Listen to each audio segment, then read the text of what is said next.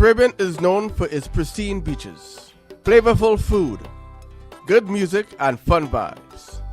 However, there are much more to these beautiful countries.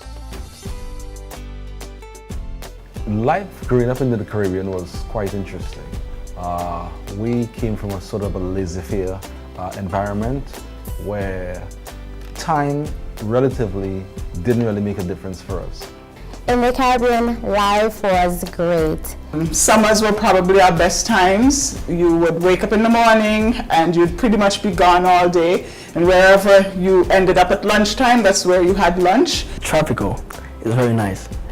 You got the hot sun every day. You got the beach to enjoy. You got some nice drink over there. It's a love over there. My life growing up in the Caribbean was very difficult. But my mom and they tried to make it the best experience that they could have made it. But we still survived. My name is George Irish. I'm from Montserrat. I believe Medgar has a special role to play. We have the only Caribbean Research Center in the United States. And our research is about how Caribbean people live in New York and in the US, and their connections with the Caribbean region.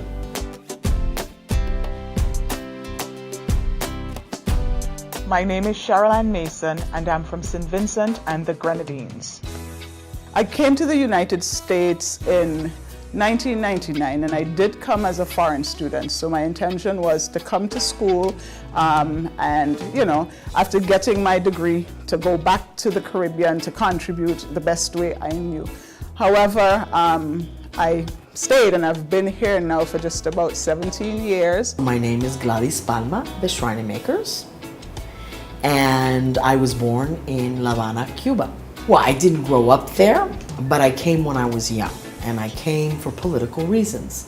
My family and I came when I was relatively young on something that President Kennedy did.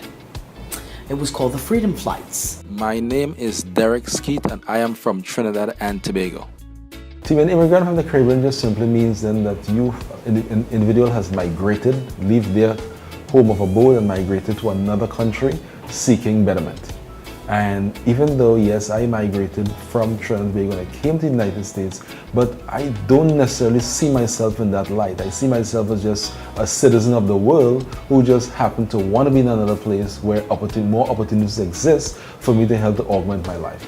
My name is Asha Edwards Newton and I'm from Trinidad and Tobago.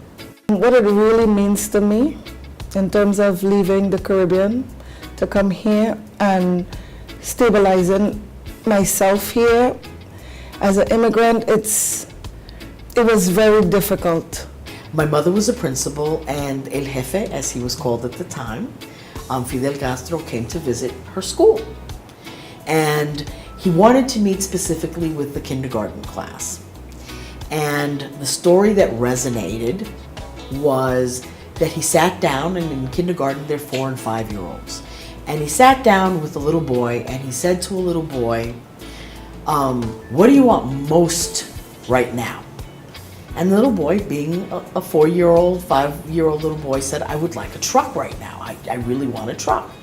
And he said to the little boy, I want you to pray to God for the truck. And the little boy stopped for a minute and said, okay, and he did. And then, obviously, nothing happened. Then he says, I want you to ask me and the revolution for a truck.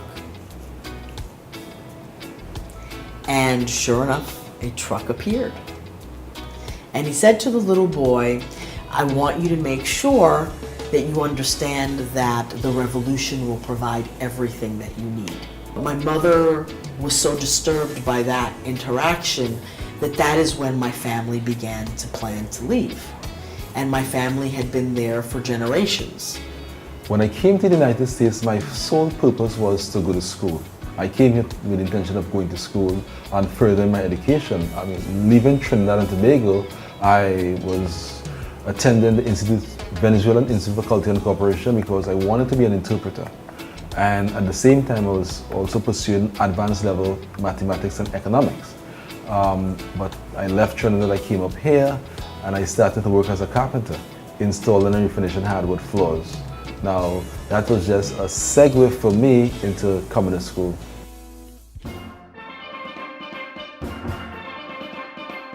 My name is Shayina Brown and I'm from Jamaica. The education in Jamaica is very competitive compared to here. You're trying to outdo another student because you want to be on top of the class. The coursework is very much different. In Jamaica, you did a lot of tests and essay writing. In St. Vincent, I would say the education system was pretty rigid. It was based on the British model, which emphasized, the reading, the writing, and the arithmetic. And so they were very big on conventions, very big on rules and discipline, and so it was very, very structured in terms of exposure to multiple things that we did not necessarily have in terms of the curriculum, which I got here once I came to the United States. There are a lot more opportunities to pursue different avenues, and so I think that is a major difference in terms of the educational system. I think the discipline in the Caribbean is very, very rigid. I've heard that it's changing somewhat now, but I think as a product of that system, I was able to adjust really very well to the US system, although there were things that were challenging initially because things like the writing styles are very different. But I was able to manage, and I think I got a very good foundation in the Caribbean. You get results here, and it's good results, but I feel like steps are being missed while you're going through the process. My name is Franz Merveilleux-Simon, and I'm actually from Haiti. We have the French education system. It's like way harder. You study more, you have more to do. So that's why when I came to the USA, like it was a little bit easier for me because like the work they gave me to do, it was like way easier. So I adapt to the system very easily. In Trinidad and Tobago, you have what we follow the British system. So at a very young age, students are required to take the common entrance exam at the time. Things have changed somewhat by now, but it's still similar.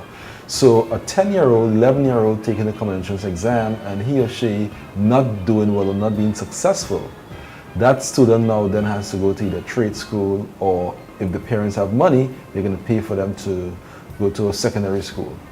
So in essence, you're talking about students who were literally left out or left back because of economics. Whereas here, every student have an opportunity to advance, of course, once they successfully meet the standard for their particular grade level. So, and that's a big difference. Number two, there is more of a supportive system here for students, especially in the elementary and secondary and junior high school level, in the sense where you have systems in place that's geared towards helping students as they transition from one phase into the next. Whereas at the time when I was growing up, there was very little in terms of support for students who were even leaving elementary school who wants to go into secondary school. My name is Dr. Maudrey Beverly Lashley. I was offered a job in Barbados as the Deputy Director of Culture. And while there, I applied and was accepted to law school. And I did 2 years of law. I didn't like it because I realized the system was difficult for me coming from an American system, and that system was under a British system. So you would attend classes in a big lecture hall, and if you had a question, you had to wait a couple of days for a clarification or elucidation by attending tutorials, which would be taught by a professor. And I found that kind of difficult because you had to write down your questions, and my attitude is if I have to write down my questions, I might as well go research and get my answers. And for clarification, it was the same way. So the two systems were different. Unfortunately, the educational system here thought that because you don't know English means there must be something developmentally wrong with you. So for a while, they didn't know what to do with us. It was really before bilingual programs or anything of that nature. So they didn't know what to do with us, and they thought that we were dumb because we didn't know English. Not that we were fluent and native. I mean, I was reading at the age of 3, so I came reading. My brother was very good in mathematics. But again, they thought because our language was not English that there was something academically wrong with us. Well, I think a bridge has already been created, that when you look at some of our leaders in the Caribbean, they've been educated in the United States and in England. And another way is exchange students. It would be an asset for us to have students come in here, particularly to Medgar Evers or City University, to look at the various areas and they can become competent in those areas. I think the political system is definitely a place for that to happen, and I think we're seeing more Caribbean people getting involved in the political life of the United States. And as we get involved, our concerns in the Caribbean can be raised in relevant places. So whether that be in the City Council, whether that be in Congress, wherever, that there is now sensitivity to the needs and the experiences of Caribbean people. Well, by some of the things that we're doing in Medgar Evers College, I think that's how we could bridge what I call the educational, creating an educational bridge, which is also creating a cultural bridge, where you have students studying in the Caribbean, students from the Caribbean studying in Medgar Evers College. It's really only through working together and learning together can we build a bridge. The Caribbean diaspora is that meeting place where minds can come together to think about how we make our existence here in the U.S. better, but how also we can better contribute to the places from which we have originated. We are all connected in some way or the other. Whether or not we're connected through our groupings, we're connected through geography, but in some way we are connected, and we have to sort of break out of some of the titles and some of the nationalism that some of us so hold on to, and not recognizing then that we need to expand our thinking, expand our overall offerings as a way of bridging the gap. To me, it's the diaspora of the beginning of time, because when you think of the diaspora in the Caribbean, it starts from Africa. If you look at Cuban music, its base is African music.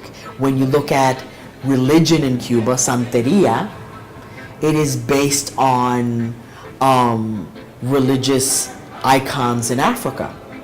So to me, the diaspora of the Caribbean, it's basically another wave of the African diaspora. The Caribbean American diaspora means to me a big pot of callaloo. Everybody coming together and a little bit bringing their culture, bringing a little bit to the pot. So when you open it and you put a spoon in it and you taste it, it tastes really good.